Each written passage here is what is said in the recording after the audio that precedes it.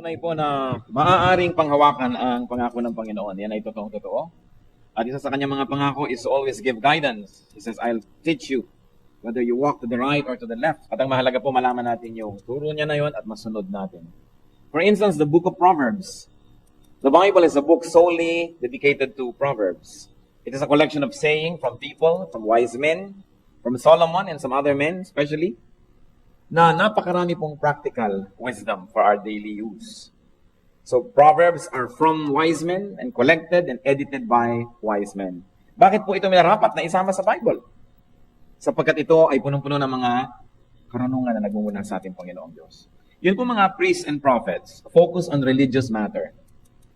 Mga bagay na may kinalaman sa spiritual and religious and doctrinal teachings. Meanwhile, they also had a counterpart in God's ministration to the people. The sages, the wise men. The wise men focus on practical and philosophical issues. So that put together, they comprise God's guidance to people. Kaya ang turo po ng mga pari ng unang panahon, ng mga propeta tungkol sa mga doktrina. At ang katuruan naman ng mga matatalino at marunong na tao sa pang-araw-araw na buhay. Yung pong dalawang yon ay hindi magkasalungat. Sila ay magkasama para makumpleto ang pagtuturo ng Panginoon sa atin. Both contributed to the people's enrichment and enlightenment. And both were in the Bible. Kasi sa Bible may mga prophecy, may mga doctrinal teachings, at meron din pong Proverbs. Because the Bible is also for practical wisdom. Sa katunayan, walang katuturan at walang gamit yung napakatatayog na mga katuruan, mga matataas na mga doctrinal teachings kung hindi maibababa at magagamit sa pang-araw-araw na buhay. Because the Lord would like His wisdom to be useful, but more importantly, for application. What are the highlights of Proverbs? 31 chapters of Proverbs. What can we learn and what great truths can we learn in one sitting, in one serving? And this is one of our attempts today. We will attempt at focusing on the major lessons, in fact, 5 major lessons from Proverbs. Punong-puno ng karunungan, punong-puno ng practical wisdom, ano po ang pwede nating matutunan sa minsanan na pagdalaw in a panoramic view dito po sa katuruan ng Proverbs. Salamat po, Panginoong Diyos, sa pagtuturo niyo sa amin. Salamat na ang karunungan niyo ay hindi lang para sa mga pantas, hindi lang para sa mga matataas na mga usapan, kundi lalong-lalo sa pang-araw-araw na pamumuhay. Hinihiling namin ngayon, Panginoon, na kami po ay inyong pagpalain. Magpakilala po kayo. Tunay pong ipakita niyo sa amin ang inyong kalooban. May your power be made real in our lives today, Father. Reveal yourself to us. Lead us unto greater godliness. Teach us. Enable us to make very practical applications of your word. And Father, we reject, rebuke all work of evil. Tinatanggihan namin ang anumang uri ng mga gawa ng kaaway, mga pandaraya, at tinatanggap lang namin ang iyong katotohanan. May your truth set us free. Lord, we reject and rebuke all presence and work of evil, and we ask you, Holy Spirit, be our guide. Father, protect your people from all work of evil men, of evil spirits, and may your truth be declared, and may your truth prevail. In Jesus' mighty name we pray with thanksgiving. 5 major lessons from Proverbs, o 5 mga pinakamahalaga, pinakapangunahing katuruan mula sa mga salawikain. Unang-una po, ang major purpose ng Proverbs is to enable people to have a peaceful life. Para magkaroon ng tahimik, mapayapa, masagana, maayos na buhay. Kaya ang mga katuruan nito ay may kinalaman sa mga pagbubunyag, pagpapakilala ng mga gumugulo sa buhay ng tao. Kaya kailangan para magkaroon tayo ng kapayapaan to learn from Proverbs. And one lesson, this is very especially for married people, stay faithful to your wife. Manatiling maging tapat sa iyong kabiyak. Yan po isang major theme, isang pangunahing katuruan ng buong book of Proverbs. Why? Because infidelity is a major source of trouble. Ang pagtataksil sa kabiyak ay isa sa mga pinakamalalaki, pinakamalalawak na mga pinagmumulan ng maraming suliranin ng mag-asawa unang-una, pagkatapos ng mga anak nila, ng kanilang mga manugang, ng kanilang mga kapatid, hipag, lahat nagkakadamay-damay, pagka ang isang mag-asawa ay hindi nagiging matapat sa isa't isa. Halos napakalaking porsyento ng problema ng mga pamilya ay may pinag-uugatan sa pagtataksil, either ng husband or wife.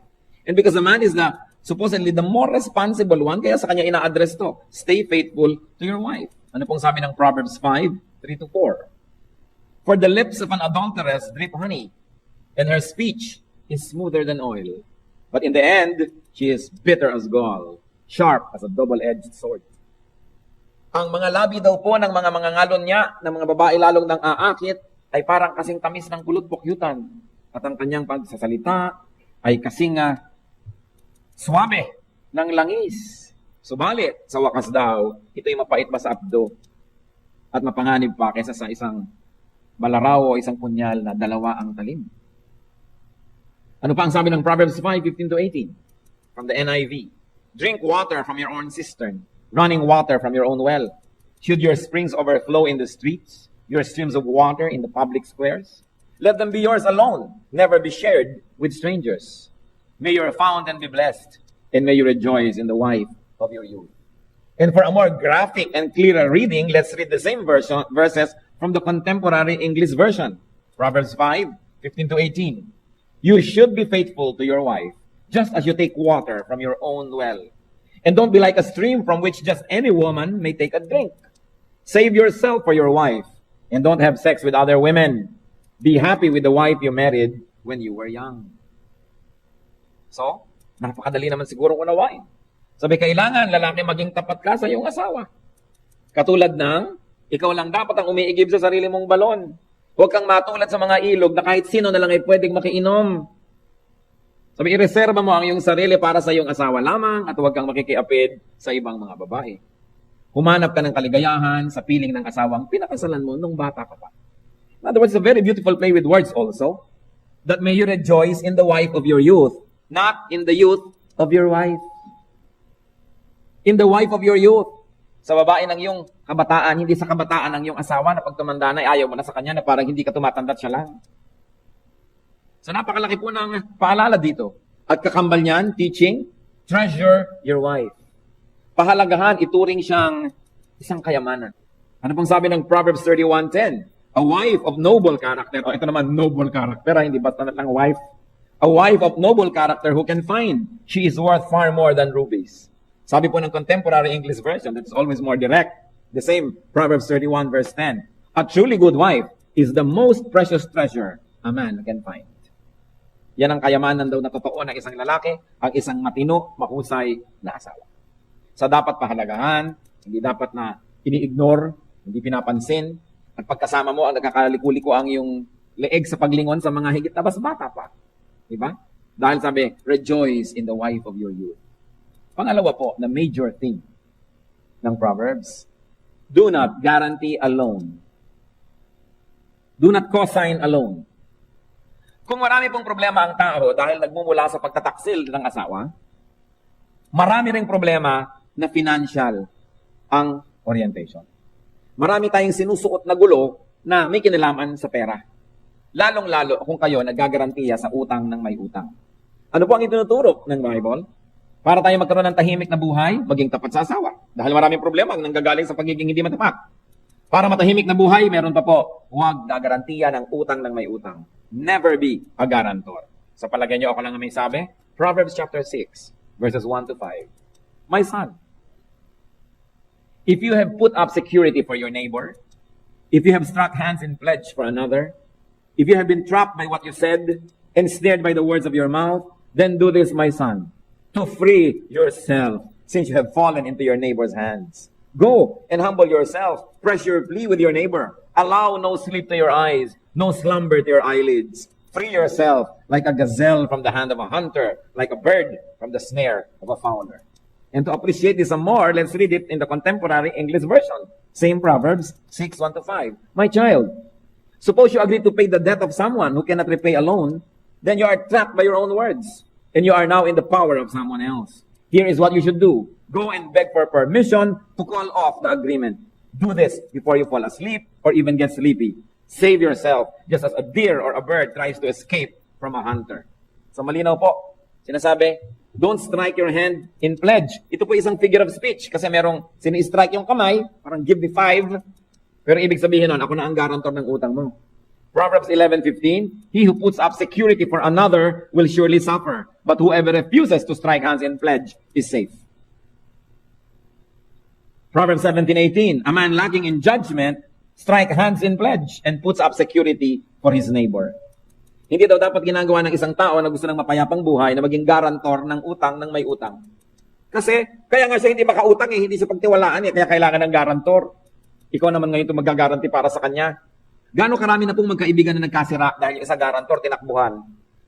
Ang nagbayad si garantor. Gaano na karami mag-asawa ang nagkagalit dahil yung isa pa na sa kanila naging garantor ng kung sino.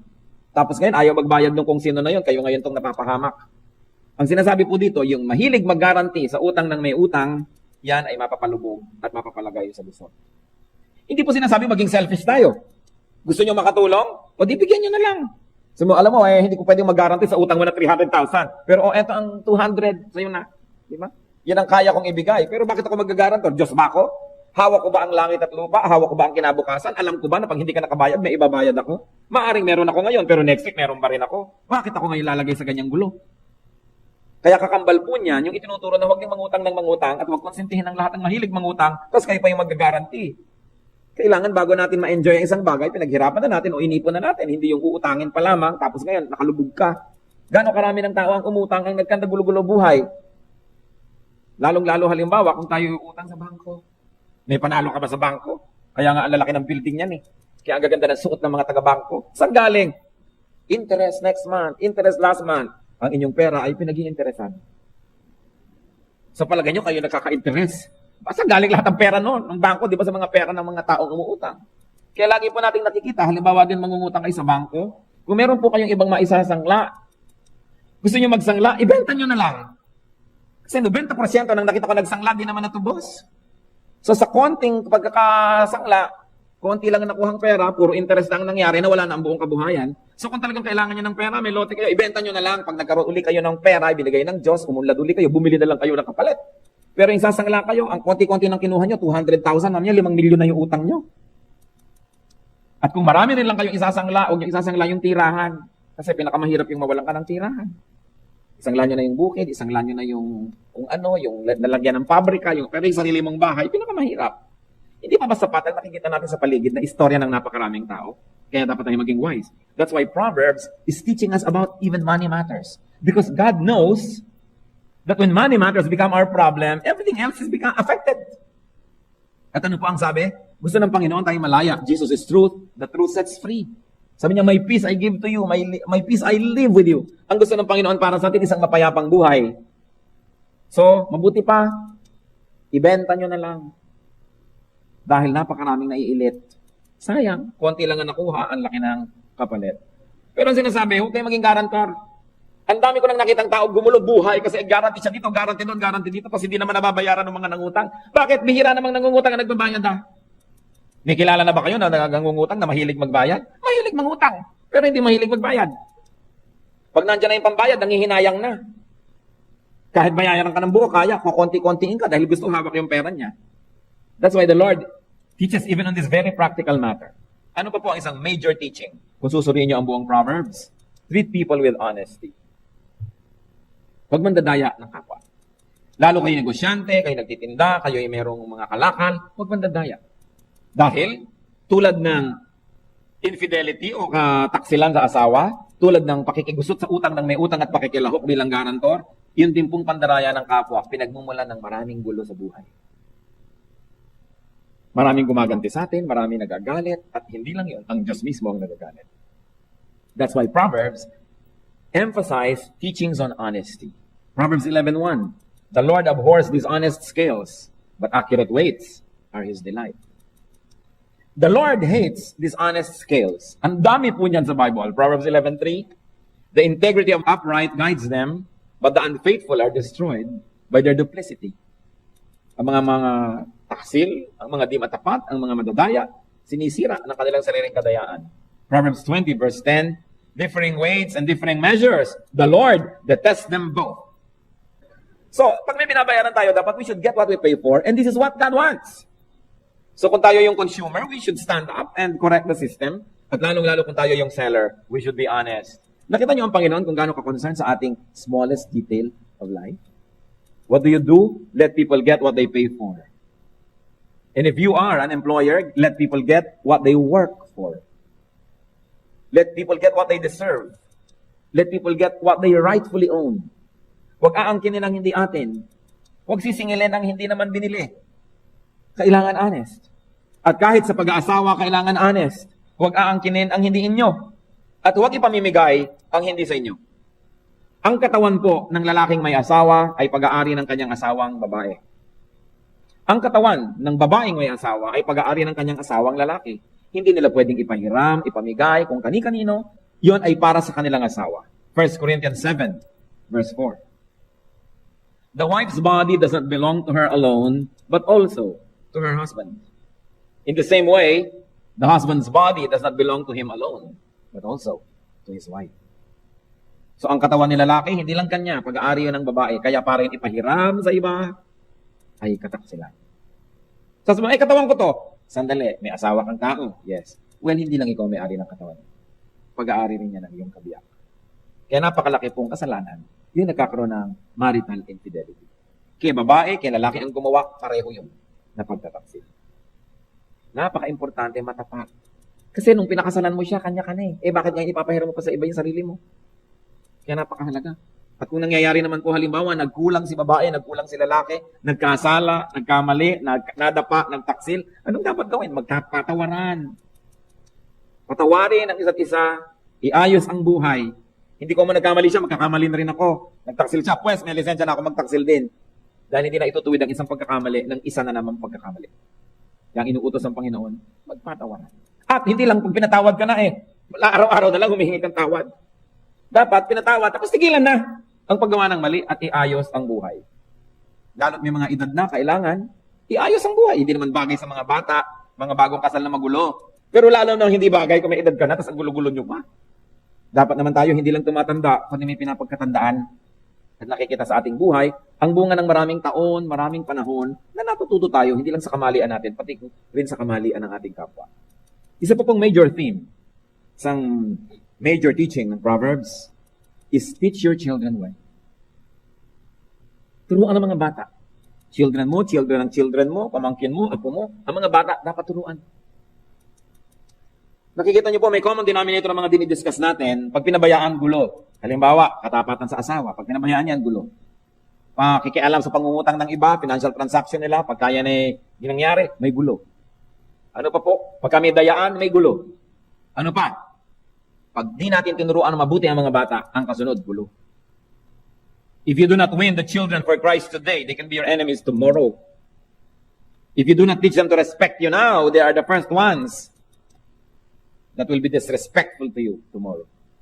Tinuturoan ng mga bata, maliliit pa lang, huwag kang maramot, bigyan ng nanay, bigyan ng tatay, o may kinakain ka, hatian ng kapatid. Hindi ko, sige, bata ka pa naman, kainin mo lahat. So pagtanda, nagiging makasarili. Hindi marunong magbigay. Training is important. Because one of the greatest problems that a family could have could come from the children. That's why Proverbs emphasize teaching and teaching well, especially the children.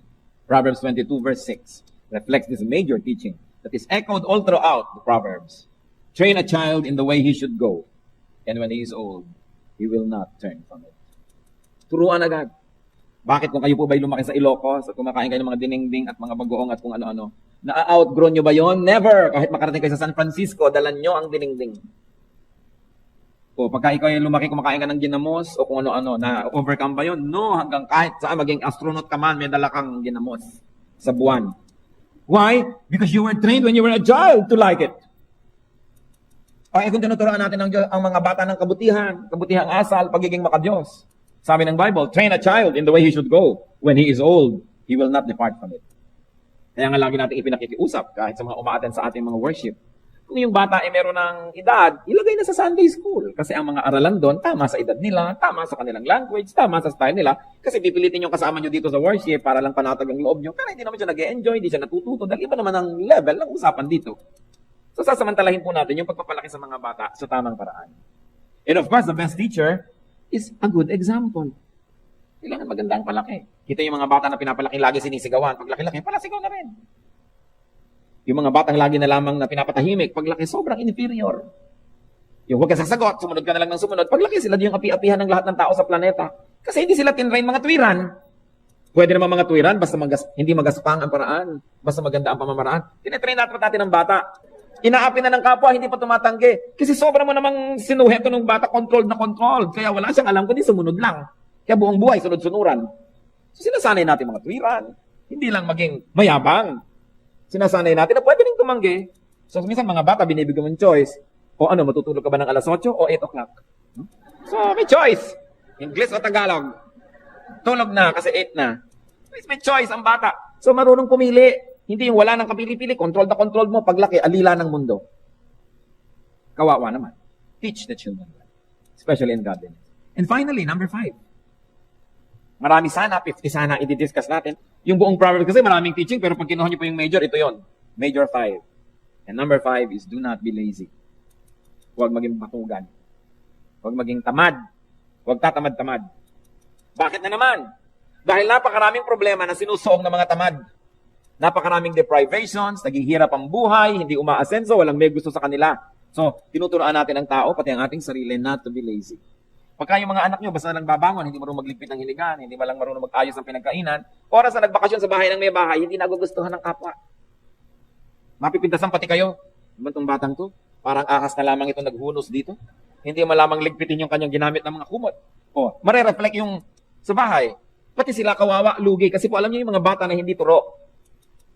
Walang nakakagusto sa kanila. O di lugi sila. Kaya tinuturuan natin para kung good ang behavior, nagugustuhan ng kapwa. And you know that we all need people. You always need help.